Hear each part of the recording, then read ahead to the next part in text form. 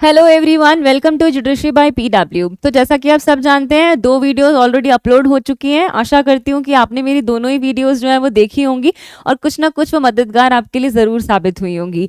आज मैं आपके लिए कॉन्स्टिट्यूशनल लॉ पार्ट 1 में लेकर आई हूँ यूनिट 3 की वीडियोस। कुछ क्वेश्चंस हम इसमें डिस्कस करेंगे जो कि आपके सेमेस्टर एग्जाम्स के लिए बहुत ज़्यादा जो है वो लाभदायक साबित हो सकते हैं। तो चलिए स्टार्ट करते हैं डिस्कस करना यूनिट 3 के कुछ क्वेश्चंस। तो यूनिट 3 हमारी पार्लियामेंट है, आपको जो है ध्यान रखना है। टॉपिक्स हम ध्यान में रख लेते हैं।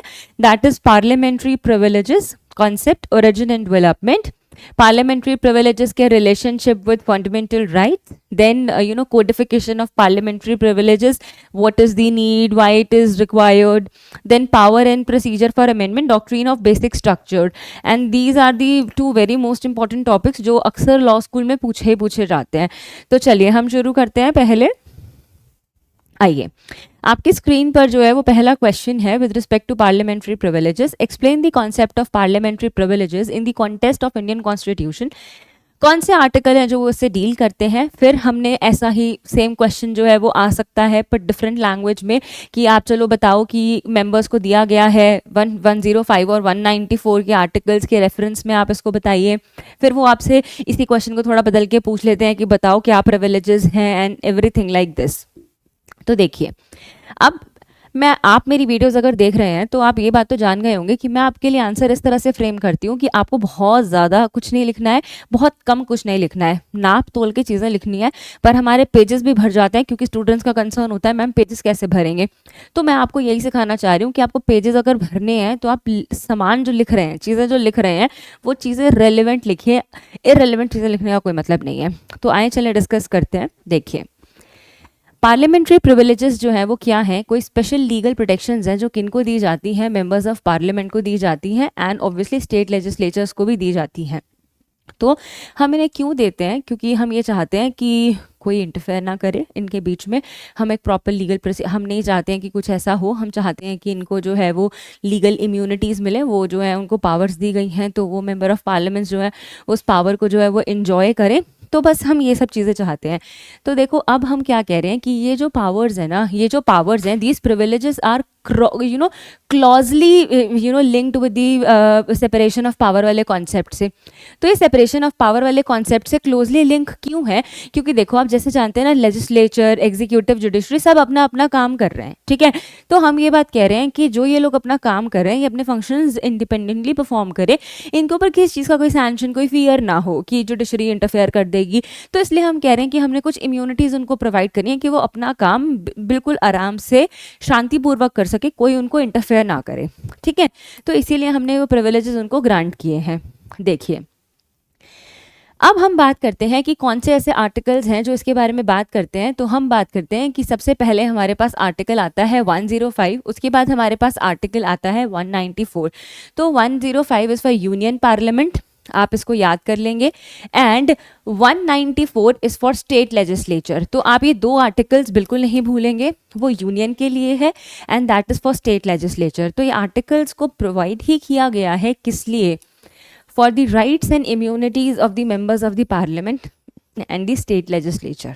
तो ये दो आर्टिकल, तो जब भी कभी आपके पास प्रिविलेजेस का क्वेश्चन आएगा तो आपको 105 और 194 बताना ही बताना है। इससे पहले मैं आगे बढ़ूँ, मैं आपको बता देती हूँ कि 3-4 क्वेश्चन तक आपको सेम चीज़ें मिलेंगी, क्वेश्चन सेम है, आंसर सेम है, बस थोड़ी सी भाषाएं बदली जा रही हैं, ऊपर कुछ आ जाएगा, नीचे कुछ आ जाएगा। तो आप क्वेश्चंस को ध्यान से समझिएगा। तो हम क्या कह रहे हैं, ये जो पर्टिकुलर आर्टिकल्स हैं ये हमें बताते हैं। आगे बढ़िए कि अब वो क्या कहता है। देखो, ये मैंने आपके लिए कोट किया है, ज़रूरी नहीं है कि आपको पेपर में पूरा का पूरा आर्टिकल जो है वो कोट करना है। तो वो आर्टिकल कुछ बताता है, किस बारे में बताता है, वो बताता है power, privileges, immunities of the parliament of India. वो आपको बताता है कि जो मेंबर्स हैं पार्लियामेंट के, वो सेम प्रिविलेजेस और इम्यूनिटीज़ जो हैं उनको अवेलेबल हैं, लेजिस्लेटिव असेंबलीज़ को भी अवेलेबल है। मतलब कि दूसरे शब्दों में मैंने यहाँ पे लिख दिया है, in other words, they enjoy freedom of speech within the house, meaning they cannot be sued or prosecuted for any statements made in the house. Now this is really important. तो क्लॉज 1 आपको एक चीज़ बिल्कुल बेहद अच्छे तरीके से clear कर दे रहा है कि आपको फ्रीडम ऑफ स्पीच है, आप संसद में, आप हाउस में जो कुछ भी बात बोलेंगे तो उसके लिए आपको स्यू नहीं किया जाएगा, उसके लिए आपको प्रोसिक्यूट नहीं किया जाएगा। तो आपको ये बात ध्यान में रखनी है, ठीक है। क्लॉज 2 हमें कहता है grants the parliament the power to make rules regarding the privileges of its members and conduct of its business. It gives parliament the power to regulate its own affair. वो पावर देता है parliament को कि वो अपने affairs को खुद regulate कर सके, ठीक है। कुछ मेंबर्स को एक्सपेल करने की पावर देता है जिनके खिलाफ डिसिप्लिनरी एक्शंस लिए जा सकते हैं, जिनका कंडक्ट अच्छा नहीं होगा। क्लॉज 3 हमें बताता है no court shall have jurisdiction to question the validity of any proceedings in the parliament. तो ये यहाँ पर एक बहुत बड़ा पॉइंट है जो सेपरेशन ऑफ पावर को बताता है कि हमने इंडिया के किसी भी कोर्ट को ये पावर नहीं दी कि वो ना हाउस में जो कुछ भी हो रहा है उनकी पार्लियामेंट की प्रोसीडिंग्स में इंटरफेयर कर सके, ठीक है। तो इसीलिए हम कह रहे हैं judiciary can not interfere with parliamentary proceedings. आप इस बात को याद रखिएगा, ठीक है। तो हम कह रहे हैं this immunity cover both substantive matters and procedural issues. आगे आ जाइए। अब देखिए, जैसे 105 यूनियन पार्लियामेंट के लिए था, ऐसे ही यहाँ पर ये स्टेट लेजिस्लेचर के लिए है। वो हमें बताता है, क्लॉज 1 हमें बताते हैं सिमिलर प्रिविलेजेस ही वो हैं, ठीक है ना। कोई जो है वो उनके कंडक्ट पे क्वेश्चन नहीं करेगा, उनके पास पावर है कि वो रेगुलेट कर सकते हैं, ठीक है। कोर्ट भी क्वेश्चन नहीं करेगा। तो सेम चीज़ें हैं, बिल्कुल सेम चीज़ें, आपको ये चीज़ें ध्यान में रखनी है। समझ में आई बात। अब देखो नेचर क्या है पार्लियामेंट्री प्रिविलेजेस का। Freedom of speech in parliament, यही क्लॉज 1 से आपको पता चल रहा था कि मेंबर्स ऑफ पार्लियामेंट के पास, मेंबर ऑफ स्टेट लेजिस्लेचर के पास जो है वो पावर है कि वो अपना क्या कर सकते हैं, फ्रीडम ऑफ स्पीच जो है वो विद इन दी हाउस जो है वो एक्सरसाइज कर सकते हैं। उनको कोई स्यू नहीं करेगा डिफेमेशन के लिए, कोई लीगल प्रोसीडिंग्स उनके लिए अगेंस्ट नहीं होंगी। तो ये क्यों किया है, ये इसलिए किया है कि ठीक ठाक अच्छी डिबेट्स, डिस्कशंस जो हैं वो हो सकें। अगर ऐसा लीगल कॉन्सिक्वेंसेस होने लगे तो कोई अपना पॉइंट नहीं रख पाएगा। आपने देखा है ना कि हाउसेस में तो कितने ज़्यादा हीटेड आर्ग्यूमेंट्स हो जाते हैं। तो बस उसी बात को ध्यान में रखते हुए, उसी बात को चलते हुए हमने जो है इस चीज़ को अपने कॉन्स्टिट्यूशन ऑफ इंडिया में डाला है। और आपको ये बात पता होना चाहिए इनिशियल से ही ये हमारे कॉन्स्टिट्यूशन ऑफ इंडिया में है। चलिए अब देखिए, राइट टू एक्सक्लूड स्ट्रेंजर्स, आपको ये बात भी बेहद ध्यान में रखनी है that both the houses of the parliament have the power to exclude non members और स्ट्रेंजर्स फ्रॉम देयर प्रोसीडिंग्स। जो मेंबर्स नहीं हैं या कोई स्ट्रेंजर्स हैं उनके पास फुल पावर है कि वो उनको एक्सक्लूड कर सकते हैं। उनके पास फुल पावर है कि वो कंट्रोल मेंटेन कर सकते हैं इंटरनल डिस्कशन और डिबेट्स पे। उसके बाद है right to regulate internal affairs. देखो हम कह रहे हैं कि कोई लोग इंटरफेयर नहीं करेंगे तो अपने इंटरनल अफेयर्स को रेगुलेट वही करेंगे, और कौन करेगा, कोई और तो आएगा नहीं, क्योंकि हम सेपरेशन ऑफ पावर को जो है वो कर रहे हैं, ठीक है। तो अब वो हमें कह रहे हैं कि पार्लियामेंट और स्टेट लेजिस्लेचर के पास अथॉरिटी है कि वो अपने खुद के लॉज बना सकते हैं। लॉज मतलब खुद के अपने रूल्स बना सकते हैं इंटरनल फंक्शनिंग से रिगार्डिंग किसको कैसे पनिश करना है, किसी ने कंटेम्प्ट कर दिया है, किसी ने रूल का ब्रीच कर दिया है, तो वो सब अपने आप बना सकते हैं, ठीक है।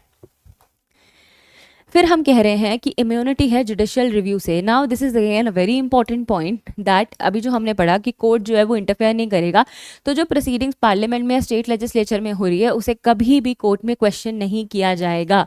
तो ये जो ये प्रिंसिपल है ये 105 क्लॉज 3 में है, 194 क्लॉज 3 में है, और यही जो है वो बताता है जुडिशियल इंडिपेंडेंसी की कोई इंटरफेरेंस नहीं होगा, ठीक है। अब वो हमें बताता है आगे right to arrest and detain members. वो हमें क्या बता रहा है दैट कि आपके पास पावर है, बोथ द पार्लियामेंट और स्टेट लेजिस्लेचर के पास ये अथॉरिटी है कि वो वारंट्स इशू कर सकते हैं, अरेस्ट कर सकते हैं, डिटेंशन कर सकते हैं उन मेंबर्स का जिन्होंने कंटेम्प्ट किया हो, या जब उनको समन किया गया तो वो नहीं आए हों। तो ये चीज़, अब देखो कुछ इसके लैंडमार्क जजमेंट्स पढ़ते हैं बेटा। लैंडमार्क जजमेंट्स क्या हैं कि जिससे आपको कुछ चीज़ें क्लियर होंगी। वेरी वेरी वेरी इंपॉर्टेंट, के Verma versus union of India. ऐसा भी हो सकता है कि आपके लॉ स्कूल्स में इससे इंडिपेंडेंट क्वेश्चन पूछा जाए, तो आप इस चीज़ को बेहद ध्यान में रखिएगा। इस केस में क्या हुआ था कि फ्रीडम ऑफ स्पीच जो है उस रिगार्डिंग एक क्वेश्चन था, तो सुप्रीम कोर्ट ने कहा that the immunity from the legal action for anything said in the parliament is absolute. कुछ भी आपने पार्लियामेंट में कहा है तो वो एब्सोल्यूट है, कोई लीगल प्रोसीडिंग्स जो है उसके खिलाफ नहीं होंगे and can not be limited by the courts. Court उसको लिमिट नहीं कर सकते हैं। Members of the parliament can not be prosecuted for defamation और other offences that is made in the parliamentary proceedings. तो now this is the very important case, और उसको independently भी बहुत बार पूछा गया है बहुत सारे लॉ स्कूल्स में। देखिए दूसरा केस आता है R S Nayak versus A R Antulay. इस केस में क्या हुआ था, सुप्रीम कोर्ट ने एड्रेस किया था question whether a member of parliament could be prosecuted for a speech made in the parliament. जो पीछे वर्मा वाले में पूछा गया वैसा ही वैसा। तो कोर्ट ने कहा कि जो मेंबर्स ऑफ द पार्लियामेंट हैं वो इम्यून हैं किसी भी लीगल एक्शन से for statements made in the parliament. They can be subject to action if they conduct violates any other law. बस अगर आप किसी लॉ को वायलेट कर रहे हो या किसी के फंडामेंटल राइट को वायलेट कर रहे हो तब आप पर केस किया जा सकता है, अदरवाइज नहीं किया जा सकता। आपने सुना है ना कि सिविल केस में इतने दिन पहले से इतने दिन बाद तक नहीं अरेस्ट कर सकते, ठीक है। क्रिमिनल केसेस में अगर कुछ ज़रूरत पड़ी है तो आप कर सकते हैं। तो वो कहते हैं specially those relating with criminal offences outside parliamentary immunity. अगर हाँ ठीक है बाहर कुछ हुआ है तब कर सकते हैं, बट प्रोसीडिंग्स जो पार्लियामेंट्री प्रोसीडिंग्स के विदिन जो कुछ हुआ है उसके लिए नहीं कर सकते। फिर एक केस आता है M S Gandhi versus union of India. इस केस में कहा गया issue was with respect to contempt of parliament. Parliament के पास पावर है कि वो किसी को भी पनिश कर सकती है जो डिसरिस्पेक्ट करे और ऑब्स्ट्रक्ट करे पार्लियामेंट की प्रोसीडिंग्स को, ठीक है ना।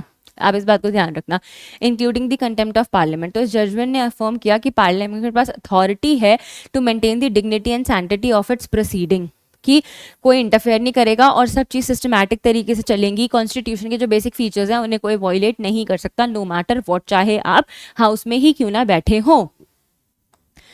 फिर उसके बाद एक केस आता है L Chandra Kumar versus union of India. Directly privileges से रिलेटेड बिल्कुल नहीं था, बट कुछ सवाल पूछा गया तो उन्होंने कहा कि जुडिशियल रिव्यू जो है वो एसेंशियल है रूल ऑफ लॉ को मेंटेन करने के लिए, but it can not undermine the sovereignty of the parliament and it's legislative actions. तो इसने कहा कि सेपरेशन ऑफ पावर बहुत ज़रूरी है लेजिस्लेचर और जुडिशरी में। हमेशा ज़रूरी नहीं है कि रूल ऑफ लॉ मेंटेन करने के लिए ना जो है वो जुडिशियल रिव्यू पिक्चर में आए ही आए, हमेशा जुडिशरी इंटरफेयर करे ही करे। तो कभी कभी ना भी करे तो भी काम चल सकता है, इसीलिए हम कह रहे हैं कि हमने ये इम्यूनिटीज़ जो हैं वो लोगों को दी हैं। क्लियर। तो अब हम इसको आंसर को कंक्लूड कर देंगे, और हमने कंक्लूड कैसे किया कि पार्लियामेंट्री प्रिविलेजेस को एंश्राइन किया गया है 105 एंड 194 में, क्रूशियल है किस लिए, इफेक्टिव फंक्शनिंग के लिए पार्लियामेंट की, स्टेट लेजिस्लेचर की। ये प्रोटेक्ट करते हैं मेंबर्स ऑफ पार्लियामेंट और स्टेट लेजिस्लेचर्स को किससे, लीगल लाइबिलिटीज से, that could hinder their legislative duty. अगर छोटी छोटी बात पे आप उन्हें पकड़ने लगेंगे या स्यू करने लगेंगे तो कहीं ना कहीं उनकी ड्यूटीज़ के साथ कहीं ना कहीं हम कह सकते हैं कि खिलवाड़ जो है वो हो रहा है। तो बस हम यही बात कहेंगे और फिर हम इस आंसर को जो है वो कंक्लूड कर देंगे। समझ में आई बात? तो आई होप जो है आपको चीज़ें समझ में आ रही होगी। आपको चीज़ें समझ में आई होंगी, ठीक है। तो बस आप अब बाद में लिख देंगे कि ये क्यों इम्पॉर्टेंट है, और किसी को पर हमने ये हक नहीं दिया है, इम्यूनिटीज़ होने के साथ साथ हमने किसी को ये हक बिल्कुल भी नहीं दिया है कि कोई किसी के फंडामेंटल राइट्स को वायलेट करे। ये हक हमने कभी किसी को नहीं दिया, चाहे जुडिशरी हो, चाहे लेजिस्लेचर हो, चाहे एग्जीक्यूटिव हो, ठीक है। तो और कॉन्स्टिट्यूशन प्रिंसिपल्स को अब देखो, अभी आपने पढ़ा कि आपने एक आंसर पढ़ा पर उसके 3 क्वेश्चन थे। पूछा हुआ है कि क्या पार्लियामेंट्री प्रिविलेजेस हैं, फिर पूछा हुआ है कि अच्छा विद रेफरेंस टू 105 194 बता दो, फिर उन्होंने कुछ और तरह से पूछ लिया। अब उन्होंने नेक्स्ट क्वेश्चन आपसे पूछा है discuss the origin and development of parliamentary privileges in India, ठीक है। कैसे वो जो है फंक्शनिंग ऑफ द पार्लियामेंट में मदद करते हैं। मैं आपको फिर बता रही हूँ, सेम आंसर है बेटा, सेम आंसर है, बार बार रिपीट नहीं करूँगी, बट आप चीज़ें देखिए। हमने कहा कि पार्लियामेंट्री प्रिविलेजेस कौन से राइट्स हैं, पार्लियामेंट्री प्रिविलेजेस स्पेशल राइट्स और इम्यूनिटीज़ हैं जो कि प्रोटेक्ट करती हैं कि वो अपने अच्छे से फंक्शंस और ड्यूटीज़ कर पाएँ, ठीक है। तो हम कहते हैं कि ये प्रिविलेजेस किस लिए हैं, ये प्रिविलेज इसलिए हैं कि स्मूथ फंक्शनिंग हो सके पार्लियामेंट की, और हम जो है वो काम अच्छे से कर पाएँ। तो अब आप इस चीज़ को ध्यान में रखिएगा कि पार्लियामेंट्री प्रिविलेजेस जो है उनका ओरिजिन जो है वो ब्रिटिश पार्लियामेंट्री सिस्टम से आया है, और ये 1947 से ही हमारे कॉन्स्टिट्यूशन में है, ठीक है। हिस्टोरिकल बैकग्राउंड अगर कोई आपसे पूछे तो आप लिख सकते हैं कि जो ये कॉन्सेप्ट है पार्लियामेंट्री प्रिविलेजेस का, ये ब्रिटिश पार्लियामेंट से चलता आ रहा है। 17th सेंचुरी में जब ब्रिटिश पार्लियामेंट थी तो they got independence from the crown, तो ओवर दी टाइम बहुत सारे प्रिविलेजेस को जो है वो कोडिफाई किया गया। तो आप जो है इस चीज़ों को लिख देंगे। देखो, तो जब इंडियन कॉन्स्टिट्यूशन ड्राफ्ट किया जा रहा था तो फ्रेमर्स ने जो है वो शुरू में, क्योंकि मैंने आपको पिछले क्वेश्चन में बताया ना, उन्होंने शुरू में ही इन सब चीज़ों को डाल दिया कि ये जो पोजीशंस हैं इनके प्रिविलेजेस होने चाहिए, इनको इम्यूनिटीज़ मिलनी चाहिए। तो अब हम आपको उसी बात पे आ जाएंगे, what are the constitutional provisions. तो कॉन्स्टिट्यूशनल प्रोविजंस मैंने अभी जिक्र किया है कि ये रहे कॉन्स्टिट्यूशनल प्रिविलेजेस। फिर हम इनके क्लॉजेस को डिफाइन कर देंगे कि फ्रीडम ऑफ स्पीच है, जुडिशियल रिव्यू नहीं होगा, कोई जो है वो केस नहीं होगा, जो हमने पढ़ा कि उनको पूरी इम्यूनिटीज़ मिलेंगी, तो कोई कोर्ट जो है वो इंटरफेयर नहीं करेगा, कोई डिफेमेशन का जो है वो सूट फाइल नहीं होगा। तो इस तरह से आप चीज़ें लिख देंगे, सेम बिल्कुल सेम चला आ रहा है, ठीक है। तो हम कह रहे हैं कि what are the relevant articles, कौन कौन से रेलेवेंट आर्टिकल्स हैं, तो रेलेवेंट आर्टिकल्स हैं 105, 194, सेम। तो अब उसके बाद पूछ रहे हैं कैसे डेवलपमेंट हुआ। पहले उन्होंने हिस्टोरिकल पूछा, फिर पूछा कैसे डेवलपमेंट हुआ और फंक्शनिंग ऑफ द पार्लियामेंट के साथ कैसे वो चीज़ जो है वो चल पा रही है। तो हमने कहा कि कॉन्स्टिट्यूशन में शुरू दिन से थे, ठीक है, ओवर दी टाइम इंटरप्रिटेशंस आए हैं, इसको किया जा रहा है। तो अब आप इस चीज़ को इस तरह से समझो कि उनके पास क्या पावर है, पार्लियामेंट के पास पावर है कि कोई कंटेम्प्ट करता है तो उसको पनिश किया जा सकता है। तो इंडियन पार्लियामेंट जो है और उसकी जो कमेटीज़ हैं उनके पास पावर है कि वो इंडिविजुअल्स और एंटिटीज़ के अगेंस्ट एक्शन ले सकती हैं अगर कोई पार्लियामेंट की फंक्शनिंग में हिंड्रेंस क्रिएट करता है। तो ये अपने आप में एक बड़ी इंपॉर्टेंट पावर है। अभी हमने पढ़ा लास्ट क्वेश्चन में कि स्ट्रेंजर्स जो कि मेंबर्स नहीं हैं, जो स्ट्रेंजर्स हैं उनको हटाया जा सकता है, हमने ये पावर जो है वो पार्लियामेंट को दी है। फिर हमने कहा freedom of speech with in the parliament, आप हाउस में कुछ भी बोलते हैं तो कोई आपको डिफेमेशन के लिए स्यू नहीं कर सकता, आप पे कोई प्रोसीडिंग्स नहीं चल सकती हैं। आउट ऑफ द हाउस कोई मैटर है तो बात बिल्कुल अलग है, तो बात बिल्कुल अलग है। तो आपके पास फुल लिबर्टी है, आप एक गुड हैंडसम डिस्कशन जो है वो कर सकते हैं, ठीक है ना। तो तभी तो एक अच्छी जो आपको अगर मिलेगी लिबर्टी तो आप डिबेट और डिस्कशंस कर पाएंगे। तो ये बात आपको ध्यान रखना है, ठीक है। उसके बाद लैंडमार्क जजमेंट्स जो हैं वो फिर आ जाएंगे, ठीक है। तो वही के वर्मा वाला जजमेंट आ जाएगा जो अभी हमने पढ़ा, आप इसको मार्क करेंगे। एक ये नया जजमेंट है Prabha D Bhat versus union of India. इस केस में क्या था, क्वेश्चन था कि क्या member of parliament subject to a defamation suit for statement made during the parliament proceedings. जब पार्लियामेंट प्रोसीडिंग्स में कुछ हुआ बोला गया तो क्या उस पर डिफेमेशन का सूट फाइल किया जा सकता है जो भी उसने बोला है, ठीक है। तो इस केस में क्या हेल्ड हुआ, MPs enjoy immunity from legal action. Please mark this. MP enjoy immunity from legal action for their speech or actions within the scope of their parliamentary duties as provided under Article 105 of the Constitution.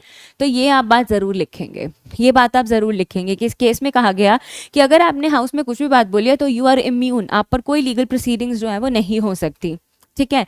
फिर एक case आता है Jagannath Shyam versus speaker of the Lok Sabha. तो ये क्या case था, this judgment was dealing with the question whether parliamentary privileges could override the fundamental rights of the individual। और अभी मैं ना अगले क्वेश्चन में अगले से अगले क्वेश्चन में कुछ इस तरह का डिस्कस भी करूंगी कि क्या जो पार्लियामेंट की प्रिविलेजेस है वो हमारे फंडामेंटल राइट्स को ओवरराइड कर सकती हैं। देखो बेटा ऐसा नहीं होता है, ऐसा नहीं होता है, आपको ध्यान में रखना है। तो हम कह रहे हैं, कोर्ट ने कहा दैट पार्लियामेंट्री प्रिविलेजेस असेंशियल हैं लेजिस्लेचर की इंडिपेंडेंस मेंटेन करने के लिए, बट इन जो प्रिविलेजेस हैं, जो ये प्रिविलेजेस हैं, इन प्रिविलेजेस को एक्सरसाइज किया जाना चाहिए with in the constitutional frameworks. और अगर फंडामेंटल राइट्स को इन्फ्रिंज किया जाएगा तो बड़ी परेशानी हो जाएगी, फिर तो लीगल एक्शन लिया जाएगा, फिर आपको कोई नहीं बचा सकता। तो आपको कहते हैं ना, देखो हम कह रहे हैं कि इम्यूनिटीज जो है वो एब्सोल्यूट है, बिल्कुल एब्सोल्यूट है, हम आपको मना नहीं कर रहे, पर हम कहते हैं ना कि उतने पैर पसारने चाहिए जितनी आपकी चादर हो। तो अगर हमने आपको इम्यूनिटी दिया तो उतना ही उड़ो जितने उड़ने की आपकी जो है वो क्षमता है। अगर आप जो है सोच कर रहे मैं तो हाउस में हूँ, मैं कुछ भी कर सकता हूँ, ठीक है ना, तो अगर आप ऐसा करोगे, आप फंडामेंटल राइट्स को इन्फ्रिंज करोगे तो आपको कोई नहीं बचा सकता। इस बात को आप ध्यान में रखना। तो ये बड़ा लैंडमार्क इंपॉर्टेंट जजमेंट हो गया, आप इसको याद करके रखेंगे। फिर हमारे पास आता है R K. Jain versus union of India. इस केस में कहा गया कि क्वेश्चन था कि the privilege of immunity enjoyed by the MPs and speaker powers to expel the members. Court ने कहा कि एमपी जो है वो कुछ प्रिविलेजेस को करते हैं, बट वो प्रिविलेजेस जो हैं वो जस्टिस के प्रिंसिपल्स पर रहकर किए जाने चाहिए, बायसनेस नहीं होना चाहिए।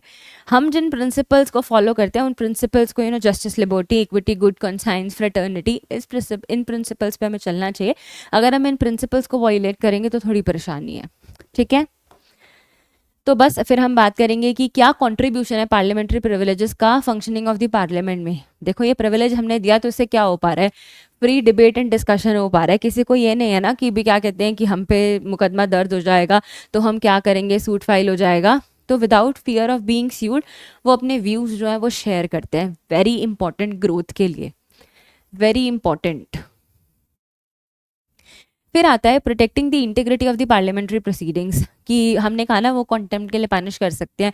तो अब यहाँ पे है कि वो ऑर्डर, डिसिप्लिन, डेकोरम जो है वो मेंटेन करते हैं। उनके पास पावर है कि अगर कोई नहीं करता है, कोई डिस्टर्ब कर रहा है प्रोसीडिंग्स को, डिसरिस्पेक्ट कर रहा है, तो उसे वो इमीडिएटली बाहर उठा के फेंक देंगे कि हमें तुम्हारी ज़रूरत नहीं है, तुम जाओ। मेंटेनिंग इंडिपेंडेंस ऑफ पार्लियामेंट, की जुडिशियल रिव्यू नहीं होगा, कोर्ट इंटरफेयर नहीं करेगा, फ्रीडम ऑफ स्पीच है, तो कहीं ना कहीं that is the independence of parliament. Enforcement of parliamentary decisions, कि अगर कोई कॉन्टेम्प्ट करता है तो पार्लियामेंट डिसीजन ले सकती है, सेपरेशन ऑफ पावर है। Then protection from external interference, हम सेपरेशन ऑफ पावर को फॉलो कर रहे हैं, चेक्स एंड बैलेंसेस की थ्योरी है, तो हम यही बात कर रहे हैं कि कोई इंटरफेयर नहीं कर सकता, ठीक है, किसी बाहर का इंटरफेरेंस नहीं है। लेजिस्लेचर अपना काम करिए, उसको अपनी इम्यूनिटी इंजॉय करिए, उसे करने दो, ठीक है, कोई तुम ना इंटरफेयर करो, ना किसी को करने दो। तो कंक्लूजन क्या है, दैट ये हमने इनको विद स्पैन ऑफ टाइम किया है, स्मूथ फंक्शनिंग के लिए हमने जो है इसे किया है, तो अपनी ड्यूटीज़ परफॉर्म करते हैं, कोई और उसे करेगा नहीं, ग्रोथ इसकी हो ही रही है क्योंकि डिस्कशन को किया जा रहा है, ठीक है। तो मुझे लगता है कि आपको ये 2 क्वेश्चंस समझ में आए होंगे, इनमें कुछ भी नहीं था, इनमें कुछ भी नहीं था, बहुत इजी थे। आप देख रहे हो आंसर लगभग लगभग दोनों क्वेश्चंस के सेम है, बस ड्राफ्टिंग स्टाइल जो है वो चेंज हो गया है। पहले में हमने किसी और तरह से प्रोसीड किया, इसमें हमने किसी और तरह से प्रोसीड किया। अब आप देखिए, अब ये जो क्वेश्चन आता है ना, ये बेहद इंपॉर्टेंट है क्योंकि ये फंडामेंटल राइट से मिलता जुलता है। वो कहते हैं आर्टिकल 105 इंडियन कॉन्स्टिट्यूशन का जो है वो पार्लियामेंट्री प्रिविलेजेस के बारे में बात करता है। तो कैसे ये फंडामेंटल राइट्स के साथ उसका रिलेशनशिप है, कैसे जो है, क्या ये ओवरराइड तो नहीं कर रहा है। तो ये क्वेश्चन आप इसे पढ़ लेंगे, ठीक है। वो कह रहे हैं कि किस तरह से आर्टिकल 19 उसके साथ लिंक्ड है, क्या है। तो now this answer is really important. तो देखो मैं रिपीट नहीं कर रही हूँ, सबसे पहले आप बताओगे कि 105 क्या है, जो कि हमने पढ़ लिया है। आप 105 को अच्छे से जो है वो डिस्कस करेंगे, ठीक है, उसके सारे क्लॉजेस बता देंगे, जितने भी क्लॉजेस हैं। तो फिर आप उस आर्टिकल 105 को कंक्लूड कर देंगे कि किस प्रकार की वो प्रोटेक्शन देता है, ठीक है। फिर उसके बाद आप बताएंगे कि पार्लियामेंट्री प्रिविलेजेस सिग्निफिकेंट क्यों है, ठीक है ना। तो आप ये सारी चीज़ें बता देंगे जो हमने डिस्कस की हैं, कि फ्रीडम ऑफ स्पीच है, इम्यूनिटी फ्रॉम लीगल एक्शन है, हेडिंग बदली गई है बस, ठीक है, ये सब हम पढ़ चुके हैं, कि internal proceedings, exclusion of non members, ठीक है। तो अब हम आते हैं वेरी इंपॉर्टेंट डिस्कशन पे कि फंडामेंटल राइट से इसका जो है वो क्या लिंक है। अभी हम पढ़कर आए हैं कि इनको इम्यूनिटीज़ मिली हैं, बट इसका मतलब ये बिल्कुल नहीं है कि कोई आपके फंडामेंटल राइट को इन्फ्रिंज कर सकता है, बिल्कुल नहीं कर सकता। तो वो अब आपको कहते हैं कि देखो, जैसे 105 गारंटी करता है पार्लियामेंट्री प्रिविलेजेस को, तो ये पढ़ना बहुत ज़रूरी है कि अगर ये फंडामेंटल राइट्स जो पार्ट 3 में दिए गए हैं उसके साथ चलें, तो क्या क्या दिए गए हैं आप उसे बताएंगे। तो आप बताएंगे कि जब भी कभी इन राइट्स के साथ की बात आती है, तो जब हम बात कर रहे हैं कि 105 का क्लॉज बन कह रहा है फ्रीडम ऑफ स्पीच, तो expressly it is given under 19(1)(a), तो हम कहते हैं फ्रीडम ऑफ स्पीच जो है वो हर सिटीजन ऑफ इंडिया को दिया गया है। हम जो है इंश्योर करते हैं कि इंडिविजुअल्स अपने व्यूज़ को एक्सप्रेस कर सकें। That is how there is relation between fundamental rights and article 105 and article 194, ठीक है। फिर हम बात करते हैं कि कैसे उन्होंने बैलेंस किया है, कि एक तरफ वो कहते हैं कि हाँ हमने सबको प्रोटेक्ट किया है, बट 105 तो एक एक्सेप्शन है जो बात करे सिर्फ मेंबर्स के बारे में, पार्लियामेंट के मेंबर्स के बारे में। तो उससे हमें कोई फ़र्क नहीं पड़ता, हमें सिर्फ ये पता है कि कोई भी उस काम को जो है वो ऑब्स्ट्रक्ट नहीं कर सकता, ठीक है। फिर हम आगे बढ़ते हैं। आगे आता है राइट टू इक्वालिटी। तो हमने कहा कि आर्टिकल 14 कहता है कि सबको बराबरी का अधिकार है, सबको इक्वल प्रोटेक्शन मिलेगा। तो कुछ लोग आर्ग्यू करते हैं कि क्या ये वॉयलेशन में तो नहीं है। तो हमने कहा कि ऐसा कुछ नहीं है, ऐसा कुछ नहीं है।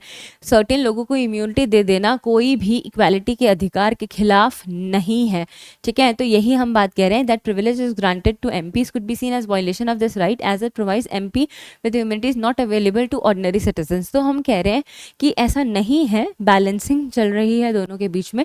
तो हमने कहा कि जुडिशरी जो है उसने रिकॉग्नाइज किया है कि एमपीज जो हैं वो क्या नहीं करें, वॉयलेट नहीं करें इक्वालिटी के प्रिंसिपल्स को, क्योंकि ये जो प्रिविलेजेस हैं ये क्रूशियल हैं पार्लियामेंट की फंक्शनिंग के लिए। तो आपको इम्यूनिटी दिया, आप काम करो, पर आप बेसिक चीज़ों को वॉयलेट मत करो, ठीक है। तो इसीलिए हमने कहा है कि हम इन्हें ध्यान में रखेंगे। फिर उसके बाद आता है राइट टू असेस जस्टिस। इससे पहले मैं आगे बढ़ूँ, मैं आपको बताती हूँ मैंने आपसे क्या डिस्कस करा। मैंने आपको कहा कि 19 हमें freedom of speech and expression के बारे में बताते हैं। तो हमने कहा कि अगर हमने इम्यूनिटी किसी को ग्रांट किया है तो कोई दिक्कत वाली बात नहीं है, बट उसको जो है किसी के फंडामेंटल राइट्स को वॉयलेट नहीं करना है, ठीक है। एक्सेप्शन है कि सिर्फ एमपी को दी हुई है, पर ठीक है, बट वो कॉन्स्टिट्यूशन के प्रिंसिपल्स को वॉयलेट ना करे, चलते रहें, ठीक है। अब 21 कहता है लाइफ एंड पर्सनल लिबर्टी। तो हम कह रहे हैं 105 में जो इम्यूनिटी दी है, क्या वो किसी के राइट को वॉयलेट तो नहीं कर रही कि कोई कह रहा है कि डिफेमेशन कर दिया, कोई कह रहा है डिफेमेशन कर दिया, और हम कह रहे हैं अरे इसको तो इम्यूनिटी मिला है। हम कह रहे हैं कि हम ये सब काम क्यों कर रहे हैं, हम ये सब काम इसलिए कर रहे हैं कि वो फ्री और हेल्दी डिस्कशन डिबेट कर सके। अगर आप हर छोटी बात के लिए प्रोसिक्यूट करने लगेंगे तो पार्लियामेंट में डिस्कशन ही नहीं हो पाएगा। तो हम कह रहे हैं कि कोर्ट्स ने कहा कि इम्यूनिटीज़ जो है वो ज़रूरी हैं। क्यों ज़रूरी हैं? क्योंकि हमें इंडिपेंडेंस चाहिए पार्लियामेंट की, हमें सेपरेशन ऑफ पावर, इसीलिए तो हम पिक्चर में लेके आए कि कोई किसी के बीच में इंटरफेयर ना करे, सब अपना अपना काम करे। हाँ, that subject to restrictions as well. तो हमने कहा कि आप उसको जो है वियर्ड मैनर में, अब्सर्ड मैनर में जो है वो नहीं कर सकते। किसी को हमने ये पावर नहीं दी कि वो लॉ को वॉयलेट करे, पर सबको सिस्टमैटिक तरीके से चलना है। तो अब लैंडमार्क जजमेंट्स जो है वो सेम है। के वर्मा का जजमेंट आप मार्क कर देंगे, प्रभा डी भट्ट का जजमेंट आप मार्क कर देंगे, आर के जैन का जजमेंट आप मार्क कर देंगे, ठीक है। और फिर आप टॉपिक को जो है वो कंक्लूड कर देंगे। फिर आप टॉपिक को जो है वो कंक्लूड कर देंगे कि ये प्रिविलेजेस जो हैं ये बैलेंस्ड हैं, ठीक है। पार्लियामेंट्री प्रिविलेजेस एसेंशियल हैं, ठीक है। और क्या कहते हैं, ये कोशिश की जाती है कि इम्यूनिटीज़ जिनको मिलती हैं वो बेसिक प्रिंसिपल्स को वॉयलेट ना करें, फंडामेंटल राइट्स को वॉयलेट बिल्कुल ना करें। समझ में आई बात? चलिए अब आते हैं हम नेक्स्ट क्वेश्चन पे। सिमिलर सा ही क्वेश्चन है, ध्यान से पढ़िएगा। Parliamentary privileges are essential for maintaining the autonomy and dignity of the legislative process. यही तो हमने पढ़ा है, बिल्कुल ज़रूरी है कि कोई लीगल एक्शन ना हो, वो अपनी बातें अच्छे से रख पाएँ, कॉन्टेम्प्ट के लिए खुद रूल्स बना पाएँ, ठीक है, बहुत ज़रूरी है। However the lack of a clear codification of these privileges has led to various challenges in their interpretation and application. अब हमें 2 आर्टिकल्स बता रहे हैं प्रिविलेजेस के बारे में, तो हम कह रहे हैं कि आपने इसके बारे में अच्छे से क्यों नहीं जिक्र करा, आपने ना ऊपर ऊपर से जिक्र करा है, तो कहीं ना दिक्कत महसूस हो रही है। तो हम कह रहे हैं कि अब आपको benefits, challenges, consequences, codification, relevant points, legal case law और आपको कुछ चीज़ें बतानी है। तो देखो, हमने कहा कि वही सेम बात कि वो सेम जो है स्पेशल राइट्स हैं, ठीक है। ये प्रिविलेजेस जो हैं कोडिफाइड है बट लार्जली अनकोडिफाइड है। तो हमें क्लियर कोडिफिकेशन की क्यों ज़रूरत पड़ी? हम कह रहे हैं कि एक ये डिबेट बहुत लंबे टाइम से चली आ रही है, ठीक है, कि क्या चैलेंजेस इनके साथ हैं तो क्या नहीं है। तो देखो क्या इंपॉर्टेंस है पार्लियामेंट्री प्रिविलेजेस को और बेहतर कोडिफाई करने की। हालांकि जब से कॉन्स्टिट्यूशन ऑफ इंडिया बना है पहले दिन से, तब से ये चीज़ें उसमें हैं, ऐसा नहीं है कि उसमें ये नहीं है। तो हमने कहा कि देखो absence of clear codification of the parliamentary has led to difficulties उनकी एप्लीकेशन में, उनकी जो है किसमें, इंटरप्रिटेशन में। तो हम कह रहे हैं पर ऐसा नहीं है कि कोई सिंगल कंसोलिडेटेड लॉ है, पर जो भी चीज़ें लिखी हुई हैं हमें उसके बीच में बैलेंस मेंटेन करके रखना है, ठीक है। और कभी कभी इन लैक ऑफ कोडिफिकेशन की वजह से कभी कभी कॉन्फ्लिक्ट हो जाता है। हम कह रहे हैं क्या बेनिफिट होंगे अगर हम इन प्रिविलेजेस को और थोड़ा अच्छे से डिटेल में लिखेंगे कि कब माना जाएगा, कब नहीं माना जाएगा, तो बेहतर होगा। तो हम कह रहे हैं कि अगर हम कोडिफाई कर देंगे तो हमें क्लैरिटी और ट्रांसपेरेंसी मिलेगी, अब्यूज से प्रिवेंशन मिलेगा, ठीक है। ये बात आप ध्यान में रखना। हम एक्सटर्नल इंटरफेरेंस नहीं होगा उसमें, हम कह रहे हैं कि एक जुडिशियल इंटरप्रिटेशन में कंसिस्टेंसी आएगी, उन लोगों को भी पता चलेगा कि हमें रोज़ नए नए प्रेसिडेंट्स जो हैं वो सेट करने की ज़रूरत नहीं है, दिस इज़ द क्राइटेरिया। कहीं ना कहीं इंटरनेशनल नॉर्म्स में जो है वो हार्मोनाइजेशन आएगा। देखो पता क्या होता है कि फॉर एग्जांपल अगर कोई लॉ जो कि कोडिफाइड नहीं है, ठीक है, तो हम कहते हैं कि वो ना कोर्ट जो है अपना जुडिशियल माइंड अप्लाई करता है, इंटरप्रिटेशन करता है, लिटरल, लिबरल, हारमोनियस कंस्ट्रक्शन, ठीक है, ये सब करता है। हम कह रहे हैं कि अगर कहीं पे ऐसा होता है ना तो बहुत ज़्यादा ना एम्बिग्यूटी अराइज हो जाती है, what to do what not to do. तो हम कह रहे हैं कि इट इज़ बेटर कि आप चीज़ों को अच्छे से कोडिफाई कर दो कि 105 और 194 और अच्छे से अगर बात करते तो आई थिंक चीज़ें और बेहतर हो जाती, ठीक है। अब क्या चैलेंजेस आ रहे हैं, ओवर रिस्ट्रिक्शन का रिस्क है कि कभी ओवर रेगुलेशन तो नहीं हो जाएगा, कभी कोई फ्लेक्सिबिलिटी को कंस्ट्रेन तो नहीं हो जाएगा, कभी बहुत ज़्यादा स्ट्रिक्ट कोडिफिकेशन जो है वो फ्रीडम को ये जो है वो ख़त्म कर दे, ठीक है। कहीं ना कहीं बहुत ज़्यादा कॉन्फ्लिक्ट है विद रिस्पेक्ट टू, चैलेंजेस हैं कि बहुत ज़्यादा आप इसको कोडिफाई कर देते हो तो बहुत बड़ा चैलेंज ये है कि कॉन्स्टिट्यूशन के प्रिंसिपल्स को वॉयलेट होने के जो है वो चांसेस रहते हैं, ठीक है ना, तो आपको ये ध्यान में रखना है। फिर कुछ प्रैक्टिकल डिफ़िकल्टीज भी आ सकती हैं कि हम इसमें क्या इंक्लूड करें क्या इंक्लूड ना करें, कुछ जुडिशियल इंक्रोचमेंट भी हो सकता है, तो आप ये सारी बात बताएंगे, ठीक है। पोटेंशियल कॉन्सिक्वेंसेस क्या होंगे कि कॉन्सिक्वेंसेस ये हो सकते हैं कि जुडिशियल रिव्यू जो है that will lead to parliamentary actions को देखेंगे।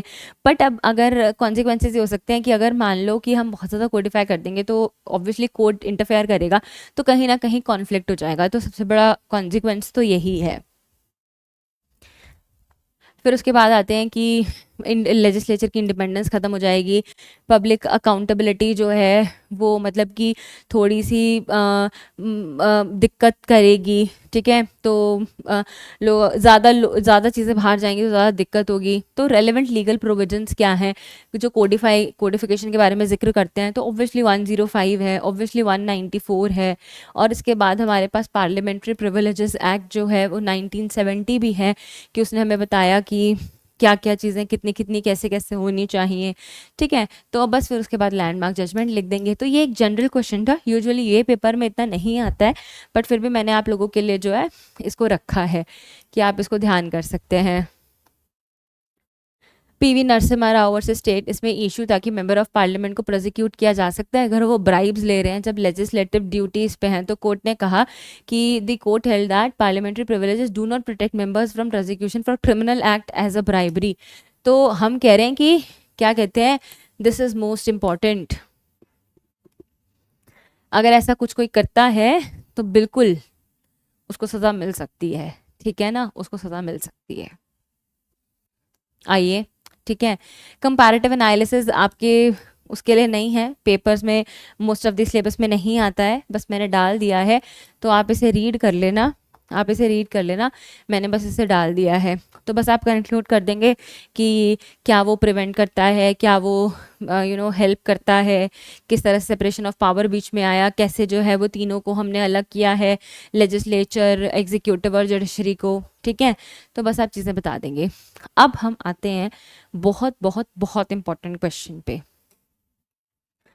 Very very very important question, और ये इतना इंपॉर्टेंट क्वेश्चन है कि आप लोगों के लिए बहुत इंपॉर्टेंट है। वो कहते हैं कि पावर्स और प्रोसीजर बताओ amending the constitution of India under article 368। सबसे पहले आपको ये पता होना चाहिए 368 को यूज़ करके आप जो है वो कॉन्स्टिट्यूशन को अमेंड कर सकते हो, ठीक है। तो वो हमें कहता है analyse the significance of the role played by the union and the state legislature in the constitutional amendment process. कैसे अमेंडिंग प्रोसीजर को जो है वो फेडरल स्ट्रक्चर और बैलेंस ऑफ पावर के बीच में रिफ्लेक्ट किया गया है। तो देखो 368 जो है वो क्या बात करता है, पावर और प्रोसीजर के बारे में बात करता है for amending the constitution of India under article 368।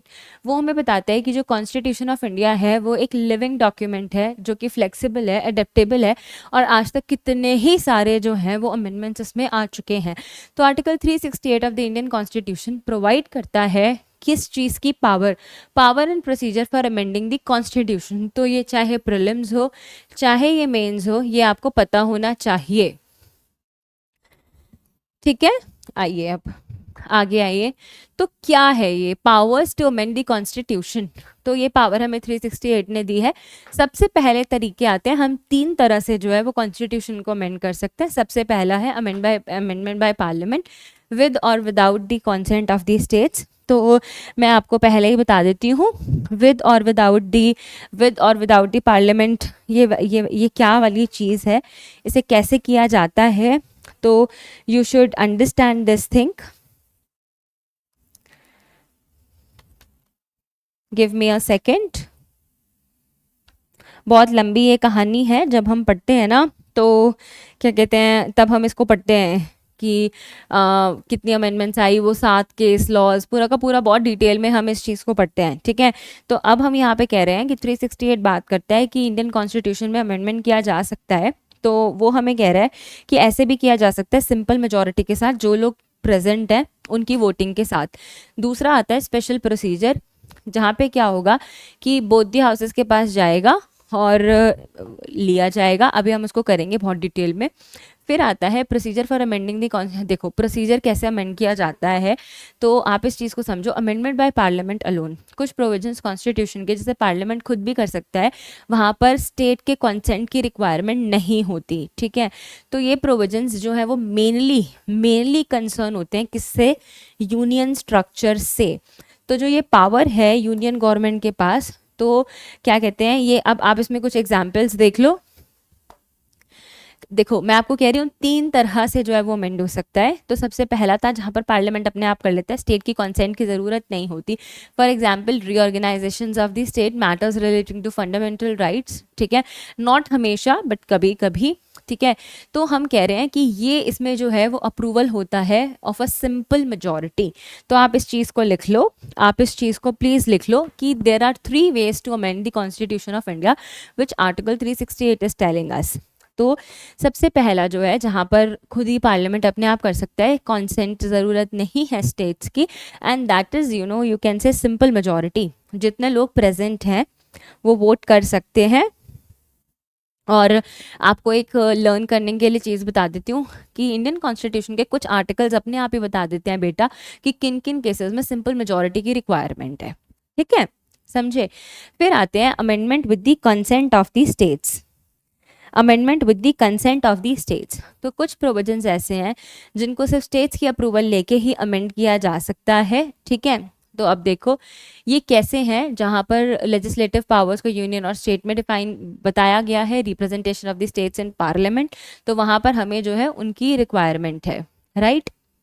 तो अब जो है उसके बाद आते हैं उस अमेंडमेंट के लिए क्या प्रोसीजर फॉलो किया जाता है। आप इस बात को समझ लो कि जो ये अमेंडमेंट्स होती हैं, जो बिल है उसको अगर आपको अमेंड कराना है तो पहले वो majority of the total membership के साथ बोथ द हाउसेस में जो है वो पास होना चाहिए। फिर उसको जो है at least half of the states जो है वो रेटिफाई करें, ठीक है, फिर उसके बाद ये हो सकता है।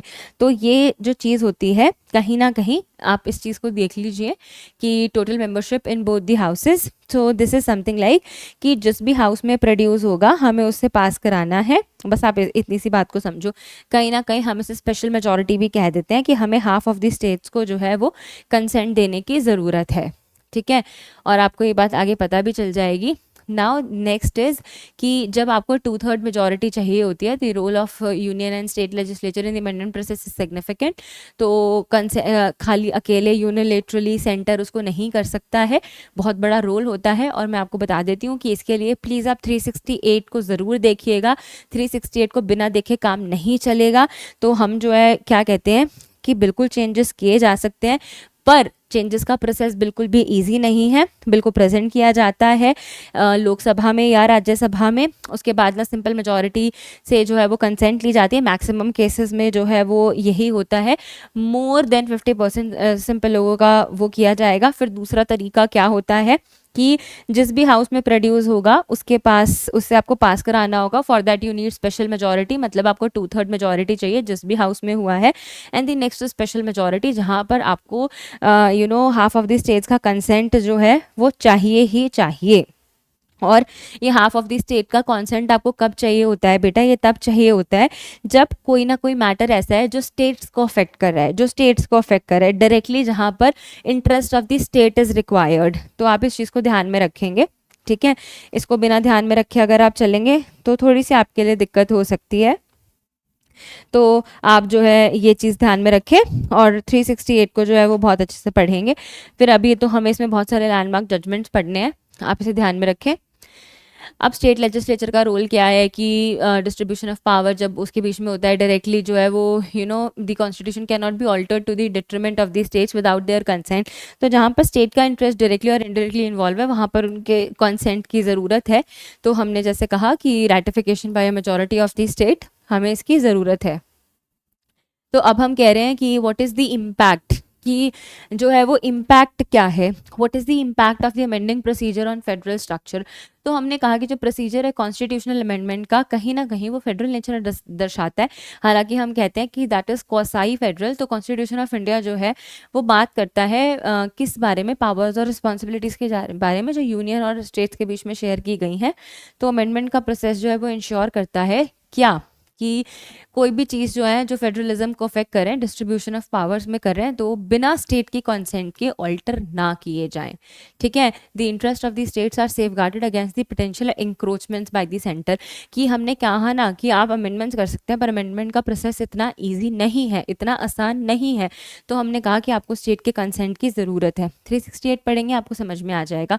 तो हमने कहा कि कोई एक एग्जाम्पल ले लो कि कोई क्या कर रहा है। 368 का क्लॉज 2 तो वो कहता है that any amendment to the provisions affecting the representation of the state, कोई भी चीज़ जो कि स्टेट को रिप्रेजेंट करती है, अफेक्ट करती है, तो डिस्ट्रीब्यूशन ऑफ पावर्स होना चाहिए और रेटिफिकेशन ज़रूरी है half of the state legislatures की। क्लियर। अब लैंडमार्क जजमेंट्स पे आ जाते हैं, बहुत इंपॉर्टेंट है, very very very very very important. Kesavananda Bharati versus state of Kerala 1973 का केस है। इसे कौन नहीं जानता, इसे लॉ का छोटा से छोटा बच्चा जानता है, इसे ध्यान से समझिए।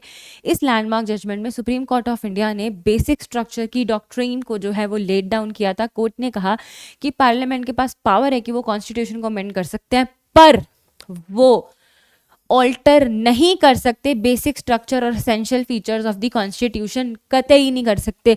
आप जो है वो अमेंड करो पर आप कॉन्स्टिट्यूशन के बेसिक फीचर को, बेसिक स्ट्रक्चर को अमेंड नहीं कर सकते। ठीक है, even though the amendment process under article 368, this judgment is very very very important. आपको हमेशा जब 368 आएगा ये बताना ही है what are the key points now. उन्होंने कहा कि बेसिक स्ट्रक्चर की जो डॉक्ट्रिन है वो इम्प्लाई करती है कि सर्टेन फंडामेंटल प्रिंसिपल्स हैं कॉन्स्टिट्यूशन के, और वो क्या हैं, डेमोक्रेसी, सेक्युलरिज्म, रिपब्लिकिज्म, फेडरलिज्म, इन्हें आप ऑल्टर चाह के भी नहीं कर सकते। जैसे हमने एक बार अपने प्रियम्बल को ऑल्टर किया, हमने कहा कि अब हमें ज़रूरत ही नहीं है, तो आप बेसिक स्ट्रक्चर के साथ छेड़खानी नहीं कर सकते। ठीक है, उसके करेक्टर को नहीं बदल सकते। फिर उसके बाद हमारे पास एक केस आता है Minerva Mills versus union of India, very important judgment. ठीक है, तो मैं आपको एक चीज़ बताऊं, आपको ना एक कहानी समझनी है, और वो कहानी आपको कैसे समझनी है मैं आपको बता देती हूँ। कि मैं इसमें तो डिस्कस नहीं करूँगी, जब मैं आर्टिकल 13 कराऊंगी ना तो मैं आपसे इसको डिस्कस करूँगी। बहुत सारे क्वेश्चंस जो है बेटा वो पिक्चर में आते हैं कि देखो, हम कहते हैं कि सपोज़ एक कपड़ा मैंने आपको दिया, मैंने कहा कि इससे चलो आप ना अपना कुर्ता सील लेना, आपने उस कपड़े को उठा के फाड़ के फेंक दिया, तो ऐसा हम नहीं कर सकते। ठीक है, तो हमने कहा कि एक क्वेश्चन हमेशा पूछा जाता है, can fundamental rights of the constitution of India be amended. बिल्कुल किया जा सकता है, हम उस बात को मना नहीं कर रहे हैं। तो क्या ये पार्लियामेंट की पावर पर लिमिट करता है कोई चीज़? ठीक है, तो हमारे पास दो चीज़ें हैं, एक तरफ है हमारे पास आर्टिकल 13, एक तरफ है हमारे पास आर्टिकल 368। स्टोरी बता देती हूँ पहले ही कि आप लोग कंफ्यूज ना हो। स्टोरी शुरू हुई थी शंकरी प्रसाद से, फिर हमारे पास केस आया सज्जन सिंह का, फिर हमारे पास आया गोलकनाथ का, फिर हमारे पास आया केशवानंदा भारती का, फिर हमारे पास केस आया इंदिरा गांधी का, और फिर हमारे पास केस आया मिनर्वा मिल्स का।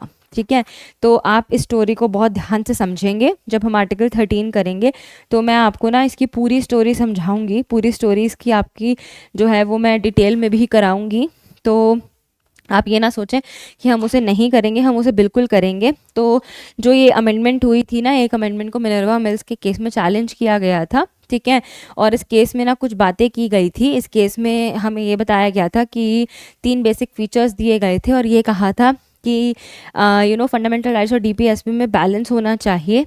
दोनों के ऑपोजिट कुछ नहीं होना चाहिए। तो बस यही केस था। सुप्रीम कोर्ट ने कहा any constitutional amendment that violets the balance between fundamental rights and the DPSP will be invalid. अगर कोई अमेंडमेंट जो कि फंडामेंटल राइट्स और डीपीएसपी के बीच में भेदभाव करती है तो कहीं ना कहीं वो वैलिड नहीं हो पाएगी। तो कोर्ट ने कहा कि हमें यूनिटी ऑफ द कॉन्स्टिट्यूशन को मेंटेन करके रखना है, वो बेसिक फीचर है। अब आपको लगेगा कि मैम मिनर्वा मिल्स एकदम से बीच में कैसे आ गया। जब मैं आपको आर्टिकल 13 कराऊंगी ना तो मैं आपको, और जब हम अपने बैच में इसको पढ़ेंगे तो शायद बहुत अच्छे से डिटेल में पढ़ेंगे, तो मिनर्वा मिल्स के केस को आप बताएंगे। ठीक है, कोर्ट ने कहा कि फंडामेंटल राइट्स जो है वो directive principles of the state policy को रिप्रेजेंट करते हैं। कोई भी अमेंडमेंट जो है इस बैलेंस से छेड़खानी नहीं कर सकती।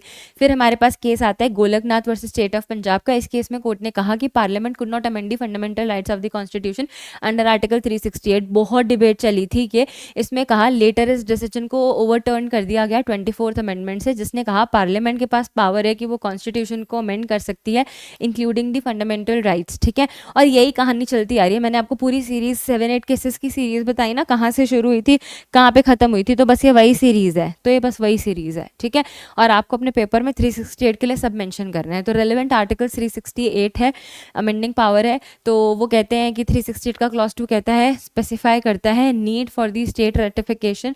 फिर हम आर्टिकल 2 और आर्टिकल 3 भी बता देंगे जहाँ पर हमें स्पेशली स्टेट्स के बारे में बात कर रहा है। तो हमें स्टेट्स के रेटिफिकेशन के लिए स्टेट्स की कॉन्सेंट लेना ज़रूरी है। जहाँ पर आप नई स्टेट बना रहे हो या स्टेट की बाउंड्रीज को ऑल्टर कर रहे हो तो बेटा आपको स्टेट की परमिशन तो लेनी पड़ेगी ना, कैसे कर लोगे? स्टेट की परमिशन तो बेहद ज़रूरी है। तो बस आप कंक्लूड कर दोगे, आप कंक्लूजन में लिख दोगे कि 368 जो है वो फ्लेक्सिबल भी है, रिजिड भी है, कहीं ना कहीं जो है वो अमेंडमेंट कर सकते हो, पर अमेंडमेंट का प्रोसेस इतना इजी नहीं है। कुछ तरीके हैं, सिंपल मेजॉरिटी, स्पेशल मेजॉरिटी और तरीके हैं, तो हमें उनको लेके जो है वो चलना है। बस अब हमारे पास आता है हमारा आज का last question, that explain the doctrine of basic structure as laid down in the Kesavananda Bharati case. क्या थी ये डॉक्ट्रिन? ठीक है, तो अब थोड़ा बहुत तो आप पढ़कर आए हैं, अब आप पढ़ लीजिए क्या है, ध्यान से पढ़िए। तो केशवानंदा भारती जो है वो, उनको केशवानंदा भारती इनका पूरा ये नाम है। ठीक है, आप इसे ध्यान में रखें, कुछ लोगों को पता नहीं होता। ये एक सिग्निफिकेंट रूलिंग है सुप्रीम कोर्ट की। ठीक है, कि क्या आप जो है इसे ऑल्टर कर सकते हैं कि नहीं कर सकते हैं। ठीक है, तो आप इस चीज़ को ध्यान रखिए। आगे आइए, वो आपको बताते हैं इस केस का बैकग्राउंड क्या है। तो आप इस केस के बैकग्राउंड को जो है वो ध्यान से समझिए, बहुत ध्यान से समझिए। तो वो आपको क्या कह रहे हैं कि केशवानंदा भारती तो थे, वो एक रिलीजियस इंस्टीट्यूशन केरला के एक हेड थे जिन्होंने चैलेंज किया था केरला लैंड रिफॉर्म्स एक्ट। वो क्या, कुछ वो रिस्ट्रिक्शंस बताता था on the management of the institutions property. ठीक है, अब वो क्या हुआ, during the course of the case the broader issue of the parliament's power was to amend the constitution was raised.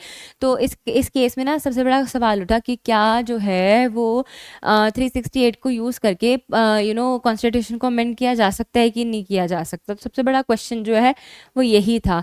तो इस केस को ना 13 जज बेंच ने हियर किया था। प्रीलिम्स के लिए याद रखिए, मेंस के लिए याद रखिए, अपने इंटरव्यू के लिए याद रखिए, अपने जो है ना क्या कहते हैं लॉ एग्जाम के लिए याद रखिए, आपका 10th सेमेस्टर में वाइवा होता है उसके लिए याद रखिए, हर चीज़ के लिए इसको आप याद रखिए। नेट का एग्जाम देंगे लॉ करते हुए, उसके लिए याद रखिए। तो इस केस में ये बात जो है वो डिस्कस की गई। ठीक है, अब जो है मेजॉरिटी ओपिनियन क्या था, सुप्रीम कोर्ट ने कहा कि parliament does not have the authority to amend the basic structure और एसेंशियल फीचर्स। उन्होंने कहा आप अमेंड करो, पर आप एसेंशियल फीचर्स या बेसिक फीचर्स को अमेंड नहीं कर सकते। ठीक है, आप बियॉन्ड द रीच जाके नहीं कर सकते। तो जस्टिस खन्ना ने कहा कि उन्होंने एक्नॉलेज किया कि पार्लियामेंट के पास वाइड पावर है कॉन्स्टिट्यूशन को अमेंड करने के लिए, but these powers are not without limits. ऐसा नहीं है कि अनलिमिटेड पावर्स है, नहीं, आपको लिमिट में रह के चीज़ें करनी है। ठीक है, तो इसीलिए हमने कहा that basic structure can not be altered bye the parliament even bye a constitutional amendment. तो आप 368 की पावर यूज़ करके भी जो है आप अमेंडमेंट करो, किसी को रोक नहीं रहे, पर आप बेसिक फीचर के साथ छेड़खानी नहीं कर सकते। और यही कॉन्फ्लिक्ट आर्टिकल 13 और 368 में था। ठीक है, तो अब इसके की एलिमेंट्स जजमेंट के क्या थे? डॉक्ट्रीन ने होल्ड किया that there are certain fundamental principle और features of the constitution that can not be altered. कुछ चीज़ें ऐसी हैं जिनके साथ आप छेड़खानी बिल्कुल नहीं कर सकते, कॉन्स्टिट्यूशनल अमेंडमेंट करके भी नहीं कर सकते। ठीक है, कोर्ट ने कहा कोई एग्जॉस्टिव लिस्ट उन्होंने नहीं बताई, पर उन्होंने कहा कि भाई ठीक है आप नहीं कर सकते, बट कुछ एग्जाम्पल्स हैं जैसे कि Republican, separation of power, federal, secularism, judicial review, fundamental rights, unity, integrity, parliamentary system of government. तो आप इन कुछ चीज़ों के साथ छेड़खानी बिल्कुल नहीं कर सकते, ठीक है। तो अब उन्होंने हमें ये बात भी कहा कि मतलब कि एग्जॉस्टिव लिस्ट तो बिल्कुल भी नहीं हो सकती, तो उन्होंने कहा कि ये फंडामेंटल एलिमेंट्स है, अगर कोई इसे वॉयलेट करेगा तो वो अनकॉन्स्टिट्यूशनल हो जाएगा। फिर आप अमेंडमेंट का प्रोसेस बता देंगे कि पार्लियामेंट के पास पावर है, पर वो पावर एब्सोल्यूट नहीं है। तो वो कह रहे हैं कि जो पावर है अमेंड करने की, ठीक है, वो बेसिक स्ट्रक्चर को अल्टर नहीं कर सकते, तो किसी भी पार्ट को कर सकते हैं बट बेसिक स्ट्रक्चर को अफेक्ट नहीं कर सकते। तो उन्होंने कहा जुडिशियल रिव्यू क्या है कॉन्स्टिट्यूशनल अमेंडमेंट्स का, उन्होंने कहा doctrine of judicial review was affirmed in this case, court held that judicial review is an integral part of the constitution and itself a part of basic structure. Judiciary therefore has the authority to examine whether an amendment made by the parliament violates the basic structure. अब मैं इस बात पे आपको एक चीज़ बताना चाहती हूँ, जब हम आर्टिकल 13 करेंगे तो कहीं ना कहीं शायद इस बात को मैं जिक्र ज़रूर करूँगी। तो आप मेरी बात को समझो, ये कहानी कहाँ से शुरू हुई थी ना, कि आर्टिकल 13 की पावर यूज़ करके ये होता था कि वो आ जाते थे, मतलब सुप्रीम कौन है, पार्लियामेंट सुप्रीम है कि क्या कहते हैं कि जुडिशरी सुप्रीम है। ये डिबेट बहुत लंबे टाइम तक चला कि अगर पार्लियामेंट को अमेंडमेंट लाती थी तो जुडिशरी जो है ना उसको कहती थी तो अनकॉन्स्टिट्यूशनल है। तो डिबेट काफ़ी टाइम तक चला। तो ये आया कि ठीक है पार्लियामेंट के पास पावर है, पार्लियामेंट अमेंड कर सकता है, किसी ने रोका नहीं है, बट कोर्ट उसको नहीं देखेगा आगे। पर उन्होंने कहा कि पार्लियामेंट भी अमेंड कर सकता है, बट कोर्ट भी देखेगा कि ऐसा नहीं होना चाहिए कि जैसे ना हमने कहा ना कि 9th शेड्यूल में चला गया तो कोई नहीं देख सकता, 9th लिस्ट में चला गया तो कोई नहीं देख सकता। तो हम ये बात कह रहे हैं कि भाई देखो ऐसा कुछ नहीं है, अगर कोई चीज़ आती है तो कोर्ट देखेगी, कोर्ट को लगता है कि ये बेसिक फीचर को वॉयलेट करें तो वो बिल्कुल नहीं रह सकती, चाहे पार्लियामेंट अमेंडमेंट के थ्रू क्यों ना लेकर आई हो। तो हमने कहा limitation on parliaments power, ruling ने जो है वो कहा कि भी बिल्कुल आप करो, ठीक है, कोई दिक्कत नहीं है, बट आप जो है बेसिक चीज़ों को वायलेट नहीं करोगे बस, ठीक है। आप जो है वो बेसिक फीचर्स को ऑल्टर और डिस्ट्रॉय नहीं कर सकते। सिग्निफिकेंस क्या रहा, फंडामेंटली जो है उन्होंने बहुत अच्छा एक चीज़ लाया, प्रोटेक्शन ऑफ फंडामेंटल प्रिंसिपल्स को लेके है। उन्होंने कहा कि जजमेंट ने सिक्योर किया कि फीचर्स को अल्टर नहीं किया जा सकता, जो कि बहुत इंपॉर्टेंट था इंडियन कॉन्स्टिट्यूशन के लिए। उन्होंने कहा जुडिशियल इंडिपेंडेंस के लिए भी ये चीज़ बहुत ज़रूरी थी, फंडामेंटल राइट्स को स्ट्रेंथन करने के लिए भी ये चीज़ बहुत ज़रूरी थी। उन्होंने कहा कि क्लैरिटी आ गई, कि क्या क्लैरिटी आ गई कि article 368 does not grant parliament absolute power to amend the constitution, बस ये क्लैरिटी आपको चाहिए। उन्होंने कहा कि आप अमेंडमेंट कर सकते हो, बैलेंस्ड वे में कर सकते हो, बट आप जो है क्या कहते हैं एब्सोल्यूट पावर आपकी नहीं है कि जब मन करा आपने कुछ भी अमेंड कर दिया। ठीक है। लैंडमार्क जजमेंट्स जो है वो मिनर्वा मिल्स है। मिनर्वा मिल्स के केस में जो है वो कोर्ट ने स्ट्रक डाउन किया कि amendments made by the parliament that sought to alter the balance between fundamental rights and DPSP. तो कोर्ट ने कहा कि बैलेंस होना चाहिए, अगर जो भी है, अगर आपको लग रहा है डीपीएसपी एनफोर्सेबल नहीं है तो आपने उसमें कोई चीज़ डाली, ऐसा नहीं हो सकता। फंडामेंटल राइट्स और डीपीएसपी के बीच में बैलेंस होना चाहिए, ऐसा नहीं हो सकता कि कोई चीज़ किसी को ओवरराइड करिए, नहीं, फिर तो वो तो अनकॉन्स्टिट्यूशनल हो गया ना, तो आप ये काम नहीं कर सकते। फिर इंदिरा गांधी का वर्सेस राज नारायण का केस आया। ये केस जो है इमरजेंसी पीरियड के बीच में आया, जहाँ पर अमेंडमेंट जो थी वो की गई to curtail judicial review and prevent court from questioning the validity of the laws relating to election. ये ना बड़ा इंटरेस्टिंग केस था कि उनके ऊपर कोई इलाहाबाद कोर्ट में ना जो है कोई केस चल रहा था, तो उन्होंने अपने आप ही जो है वो लॉ चेंज कर दिया कि इलेक्शन को देखने की पावर इसको होगी उसको होगी। तो इंदिरा गांधी जी के टाइम पे हुआ था, बहुत ह्यू एंड क्राई हुआ था उस टाइम पे जब ये डिसीजन आया था। तो उन्होंने रातों रात लॉ बदल दिया, उन्होंने खुद ही इमरजेंसी लगा दी, किसी की परमिशन नहीं ली। तो ये तो ना क्वेश्चन इसमें क्या उठा था कि जुडिशरी को अथॉरिटी नहीं है कि वो ना मतलब कि इंटरफेयर कर सकें, इलेक्शन से रिलेटेड मैटर्स को देख सकें। तो सुप्रीम कोर्ट ने इस अमेंडमेंट को जो है वो हटा दिया, क्योंकि 368 की पावर को यूज़ करके इंदिरा गांधी जी ने ये अमेंडमेंट उस वक्त की थी। तो उन्होंने कहा कि उसके बेसिक स्ट्रक्चर से छेड़खानी नहीं की जा सकती। अब एक बात आपको बता देती हूँ, Waman Rao is very very very important landmark judgment. Waman Rao जो है वो केशवानंदा भारती के बाद आया था। सारी अमेंडमेंट्स जो कि हो रही थी उन्हें चैलेंज किया जा रहा था। किस ग्राउंड पे किया जा रहा था कि अब तो हम कह रहे हैं कि भी डॉक्ट्रिन ऑफ बेसिक स्ट्रक्चर को अमेंड नहीं करना, तो इसका मतलब तो ये है कि अब जो जितने भी आई हैं ये उनसे डेट्रीमेंटल है। तो उन्होंने कहा जितने अमेंडमेंट्स, जितने भी लॉज वो सारे के सारे चैलेंज होने लगे कि भाई कभी बेसिक स्ट्रक्चर तो वायलेट नहीं हो रहा। तो उसके सोल्यूशन में ये केस आया। इस केस ने कहा कि केशवानंदा भारती का जजमेंट आया था 24 अप्रैल 1973 को। तो इस डेट से आगे जितने भी केसेस आएंगे ये लॉ प्रोस्पेक्टिव अप्लाई करेगा। तो डॉक्ट्रिन ऑफ बेसिक स्ट्रक्चर का जो टेस्ट है वो आने वाले लॉस पर अप्लाई होगा, ना कि पीछे वाले लॉस पर। तो केशवानंदा भारती के बाद जो चीज़ें आई वो प्रोस्पेक्टिव इफेक्ट होगी, ना कि रेट्रोस्पेक्टिव। तो ये केस अपने आप में बड़ा इंपॉर्टेंट है कि you know that basic structure doctrine would apply to amendments made post Kesavananda Bharati case and like this, ठीक है। फिर एस आर बुमाई का केस आया, कोर्ट ने फर्दर एलेबोरेट किया federal structure of the constitution as a part of its basic structure. Court ने central government के action को जो है वो स्ट्रक डाउन कर दिया, ठीक है, क्योंकि वो बिना प्रॉपर उसके जो है वो किया गया था। फिर आई.आर. कोलू का एक बड़ा लास्ट में जजमेंट आया जिसने ये कहा कि 9th शेड्यूल जो कॉन्स्टिट्यूशन का है वो अलाउ करता है लेजिस्लेचर को कि किसी भी लॉ को वो 9th शेड्यूल में डाल सकते हैं, जो मैं अभी आपसे बात कर रही थी, और वो जुडिशियल रिव्यू के डोमेन से फिर बाहर हो जाता है। कोई भी लॉ अगर 9th शेड्यूल में चला जाता है तो जुडिशियल रिव्यू नहीं हो सकता। तो इसमें ये किया गया, can not protect laws that violate basic structure, the court emphasise that judicial review could not be ousted by placing laws in the 9th schedule. तो ये बहुत इंपॉर्टेंट जजमेंट था कि 9th शेड्यूल में भी डाल दिया तो भी जुडिशियल रिव्यू देख सकती है। अगर बेसिक स्ट्रक्चर को वायलेट हो रहा है तो फिर वो हटा ही देंगे। ऐसा नहीं है कि हमने 9th शेड्यूल में कुछ भी डाल दिया और जी वो चल गया काम। तो now this is very important, जब आप सबसे आखिर में लिखेंगे तो इस जजमेंट को जरूर लिखेंगे, ठीक है।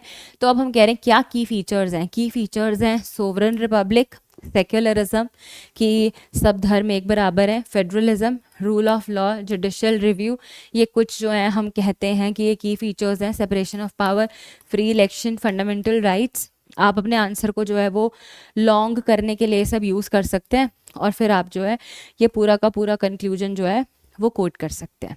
समझ में आई आपको मेरी बात? तो कहीं ना कहीं आपको जो ये पूरी कहानी चली आ रही है 368 की, तो आपको ये पूरी की पूरी बतानी चाहिए। मैंने कोशिश की है कि मैं मैक्सिमम से मैक्सिमम केसेस जो है वो आपको बता पाऊँ, ठीक है।